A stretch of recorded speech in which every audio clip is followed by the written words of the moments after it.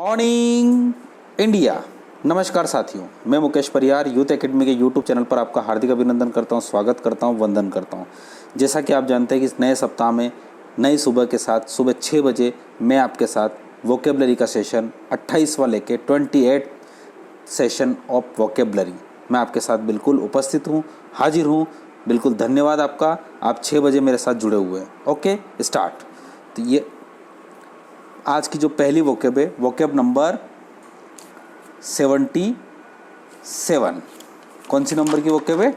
77 number की vocab में हम चलते हैं। सबसे पहला है इमुलेट। इमुलेट का मतलब होता है टू मेक इक्वल, यानी बराबर करना। मैच और सरफेस मतलब किसी को मैच करना, बराबर करना। ए पर्सन और अचीवमेंट यानी एक व्यक्ति को या उपलब्धियों को।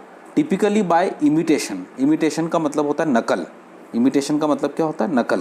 यानी नकल के द्वारा या किसी वस्तु के, किसी आदमी से या किसी उपलब्धियों से उसको क्या करना? बराबर करना। ठीक है। अब उसके बाद हम आगे आते हैं इसके सिनोनिम्स की तरफ। सिनोनिम्स होते हैं इमिटेट। इमिटेट का मतलब नकल करना। रिप्रोड्यूस का मतलब होता है फिर से बराबर करना।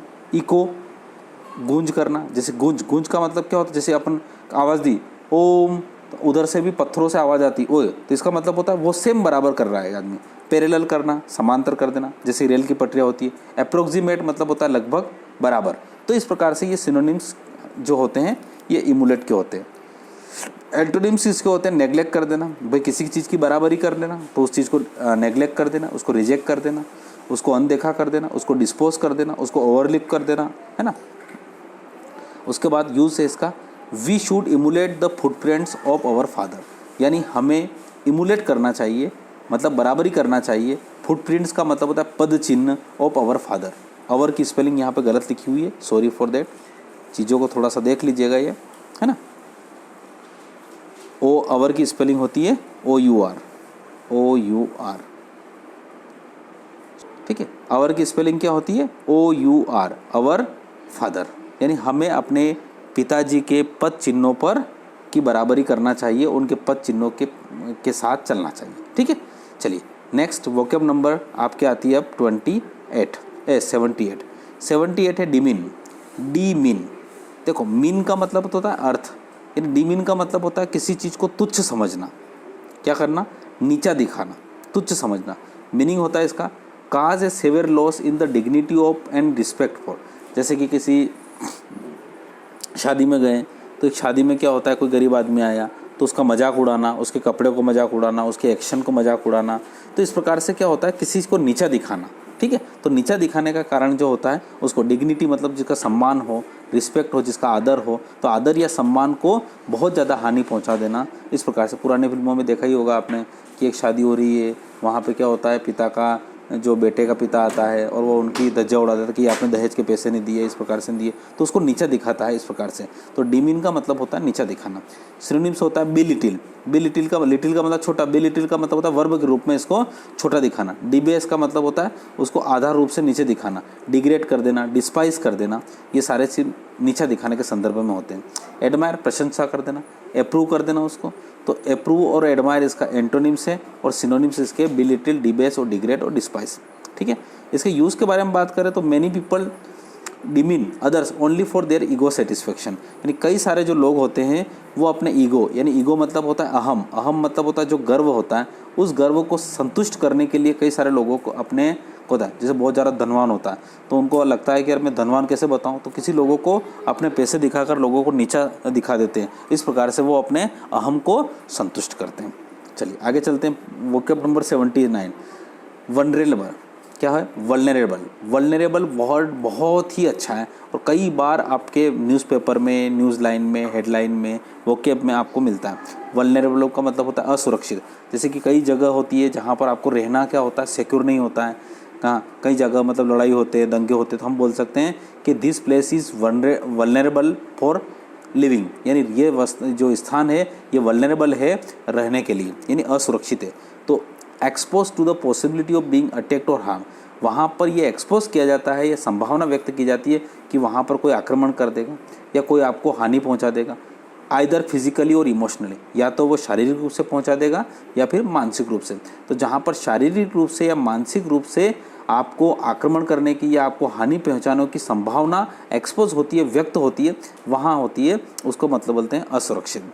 ठीक है, सिनोनिम्स बोलते हैं इसके, इन डेंजर खतरे में, इन पेरिल का मतलब भी खतरे में, इन जियोपार्डी का मतलब होता है खतरे में, एट रिस्क जोखिम पर, अनसेफ असुरक्षित, अनसिक्योर का मतलब भी असुरक्षित।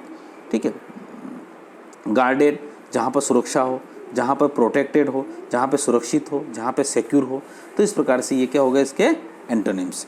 यूज़ के बारे में बात करें तो एज पर न्यू रिसर्च का मतलब होता है नए अनुसंधान पर देखें तो Mumbai is particularly vulnerable to the rising sea level, यानी यहाँ पर जो मुंबई है वो मुख्य रूप से असुरक्षित है अपने समुद्र के स्तर को बढ़ने के कारण, क्योंकि धीरे धीरे जो समुद्र का स्तर है वो धीरे धीरे बढ़ता जा रहा है और उसके कारण क्या है, वहाँ पर वो असुरक्षा का भाव वहाँ पे हो रहा है। ठीक है, चलिए अब हम चलते हैं हमारे वन वर्ड सब्स्टिट्यूशन की तरफ। तो आज हमने 3 वर्ड पढ़े, इमुलेट, डिमीन और वल्नरेबल। इमुलेट का मतलब होता है इक्वली करना, बराबरी करना। डिमीन का मतलब होता है नीचा दिखाना। वल्नरेबल का मतलब होता है असुरक्षित। अब now turn to the one word substitution, और बताइए कितने वन वर्ड सब्स्टिट्यूशन हो गए। अगर आपके मन में आ जाता है तो अच्छा लगेगा। यस, 130 हो चुके हैं। Now today 131। A lover of one self, एक आदमी जो अपने ही को प्रेम करता है। ध्यान रखिएगा, एक आदमी जो केवल अपने आप से प्रेम करता है, मतलब वो उससे कोई दूसरों को लेना देना नहीं है, तो उसको बोलते हैं जनरली इगोइस्ट। क्या बोलते हैं उसको? इगोइस्ट। इगोइस्ट को बोलते हैं हम अहमवादी।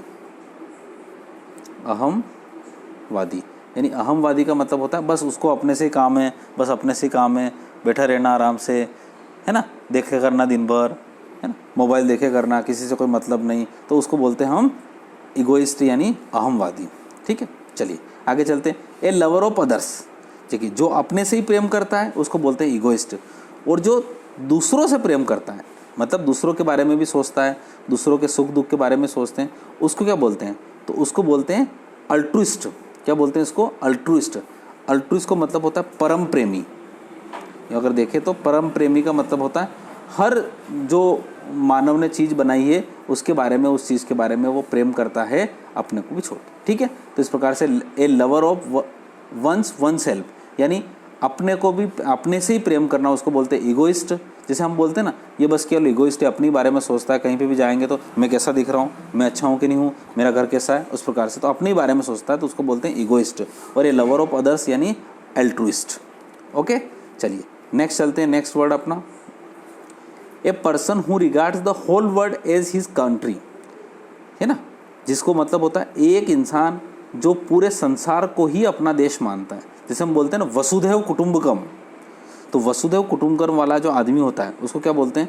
कोस्मोपॉलिटन। बहुत ही प्यारा वर्ड है कोस्मोपॉलिटन। कोस्मो जनरली वर्ड बनता है, जैसे होता है ना कॉस्मिक मतलब होता है ये जो पूरा संसार है उसको कोस्मो बोलते हैं। तो कोस्मोपॉलिटन का मतलब होता है जो बिल्कुल सर्वव्यापी हो। क्या होता है? सर्वव्यापी। सर्वव्यापी का मतलब होता है जो बोलता है कि भगवान हर जगह है, और जो बोलता है कि सब लोग सब जगह हैं, ये यानी पूरा जो संसार है मेरा देश है। जो आदमी अपने पूरे संसार को अपना परिवार मानता है, पूरे संसार को अपना घर मानता है, उसको बोलते हैं वसुधैव कुटुंबकम, और इस प्रकार के आदमी को बोलते हैं कॉस्मोपॉलिटन। ठीक है, one who dies for a noble cause, एक आदमी जो मर जाता है, देखो मरते तो सभी है, पर कोई आदमी अपनी जान दे देता है किसी अच्छे कार्य के लिए, और जो अच्छे कार्य के लिए जान दे देता है उसको बोलते हैं मार्टियर। मार्टियर का मतलब होता है शहीद। क्या होता है? शहीद। ठीक है, मार्टियर का मतलब होगा शहीद। अगला है वर्ड आपके पास, one who acts only for money, एक ऐसा आदमी जो केवल पैसे के लिए काम करता है, उसको कोई मतलब ही नहीं कोई है, तो उसको बोलते हैं मर्सिनरी। ये वर्ड शायद फिर डबल तो नहीं आ चुका है, एक बार पहले भी आ चुका है, कोई बात नहीं, तो इसको याद रखिए। मर्सिनरी मतलब होता है मनी, मनी का मतलब होता है पैसा, और पैसे से जो मशीनरी बनाता है, तो जो पैसे से मशीनरी बनाता है वो पैसे के लिए ही काम करता है। तो एक आदमी जो केवल पैसे के लिए काम करता है, जिसको भाड़े का टट्टू भी बोल सकते हैं इसको, ठीक है, पैसे वाला भी बोल सकते हैं इसको, लोभी भी बोल सकते हैं इसको, लोभी जो पैसे के लिए काम करता है बस केवल, या किसी को किसी से पैसे लेकर किसी को मारने का काम, इस प्रकार से कोई भी गलत काम करने को भी तुल जाता है, तो केवल पैसे के लिए काम करता है, वो बोलते हैं उसको मर्सिनरी। क्या बोलते हैं उसको? मर्सिनरी। तो यहाँ पे देखो पढ़ो, a lover of oneself यानी egoist, a lover of others altruist. आल देखो यहाँ पे वर्ड कौन सा है? आल। आल मतलब क्या होता है? सभी, और सभी से जो ट्रस्ट करता है। देखो यहाँ पे वर्ड बड़ा प्यारा बन रहा है, ए एल, आल, आल हो गया, और उसके बाद क्या होगा? ट्रस्ट। ट्रस्ट बना ना, TRUST, आल ट्रस्ट। आल ट्रस्ट का मतलब क्या हुआ? जो सभी पे विश्वास करता है। तो आल ट्रस्ट जो होता है उसका मतलब क्या हुआ? देखो TRUIST है वो, जनरली स्पेलिंग तो ये है, पर आप इसको इस प्रकार से आ सकते हैं, जो आल ट्रस्ट करता है उसको क्या बोलते हैं? ए लवर ऑफ अदर्स। तो याद करना है हमें तो कुल मिला के। कॉस्मोपॉलिटियन, जो अपने पूरे संसार को अपना घर मानता है, अपना देश मानता है। One who dies for noble cause, martyr, शहीद होता है। और जो पैसे के लिए काम करता है उसको बोलते हैं मर्सिनरी। चलिए अब हम बात करते हैं अपने टेस्ट के बारे में। तो have you noted down previous vocabularies in your copy and learn? Yes, तो आपको जवाब दीजिए। देखिए हमारे पास हर बार प्रश्न ये रहता है, आपको इमर्जन का क्या बताना है? एंटोनिम्स बताना है। इमोट के आपको क्या बताना है? एक सेंटेंस की यूज का। कंटिन्यूअस का मतलब आपको सिनोनिम्स बताना है। और दोनों he who works for the welfare of women और ए हेटर ऑफ मैनकाइंड, इन दोनों के आपको जवाब देना है वन वर्ड में। ओके, तो आपके इस प्रकार से टेस्ट हुआ। आज आपने फिर वही 3 वोकेबलरी पढ़ी है और आपने टेस्ट पढ़े हैं। ठीक है, वोकेबलरी हम धीरे धीरे चलते जा रहे हैं। अब ग्रामेटिकल पोर्शन या उस पोर्शन की तरफ भी हम चलेंगे। ठीक है, तो ये सेशन आपको किस प्रकार से लग रहा है? बिल्कुल कमेंट बॉक्स में लिखिए, लाइक करिए, शेयर करिए और अपने दोस्तों को सब्सक्राइब करवाइए। Okay, thank you so much. जय हिंद, जय भारत।